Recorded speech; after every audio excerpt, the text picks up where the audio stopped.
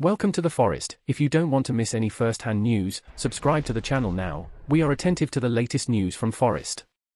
Here you are always on top of everything. Head coach Steve Cooper made one change from last weekend's defeat at West Ham United, with Serge Aurier returning to the starting lineup in place of Neco Williams. There was also a welcome return to the matchday squad for Ryan Yates, who was named among the substitutes.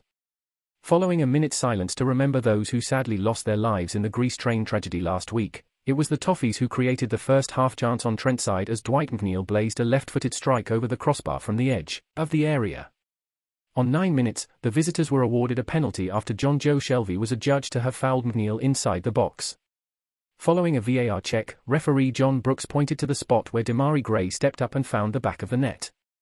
Leave your like on this video, as it is very important for YouTube to continue delivering the latest news from the Reds, and you do not miss the latest information from Nottingham Forest. Continuing. The Reds responded in positive fashion and were back on level terms on 19 minutes, Chris Wood playing a neat 1-2 with Morgan Gibbs-White before the attacking midfielder saw his strike well saved by Jordan Pickford. However, Brennan Johnson was on hand to tuck the rebound into the back of the net.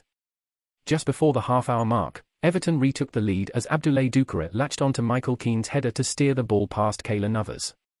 On 39 minutes, McNeil came close as he arrowed a strike from the edge of the area which forced Navas into a save to tip the ball over the crossbar.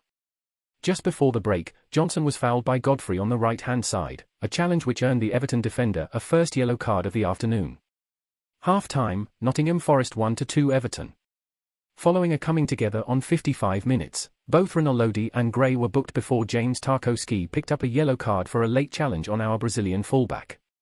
With chances few and far between in the second half, Cooper made a triple change on 69 minutes as Yates, Andre Ayew and Emmanuel Dennis entered the fold in place of Wood, Remo Freuler and Jack Colback. On 77 minutes, the Reds were level as Johnson scored his second of the game in superb fashion. After Yates had the ball on the right, he had the awareness to find the Wales international before curling an effort into the top corner. On 81 minutes, Forest had a big chance on the break, Gibbs-White releasing Ayew, whose shot towards the back post was well saved by Pickford, but Johnson couldn't quite keep his footing to connect with the loose ball. The Reds were roared on by the Electric City Ground crowd and Johnson nearly netted his hat-trick on 84 minutes, after connecting first time with Gibbs-White's pull back, but his effort dropped just wide of the far post. With 2 minutes of normal time remaining, the visitors introduced Neil Maupay and Tom Davies in place of Alexander Iwobi and Gray.